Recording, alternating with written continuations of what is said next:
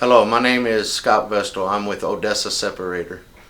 I'm here today to talk to you about our ESP Vortex Desander. In our desander, we have the unique ability to use a double cup or triple cup style packer, and in that we can use a very high resistance elastomer.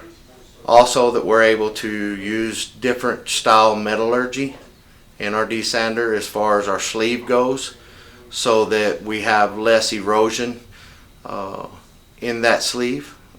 The other thing that makes our tool very unique is the ability to refurbish our tool. You can take the tool apart, be able to inspect all the internal components and external components, and with that we can replace it with new pieces in different places and get it back out to your well. If you have any other questions about our tool, please come visit us at the Southwestern Petroleum Short Course on the 18th through the 21st. We'll be in booth 76 and 77 and look forward to seeing you there if you have any other questions about our ESP Vortex Desander.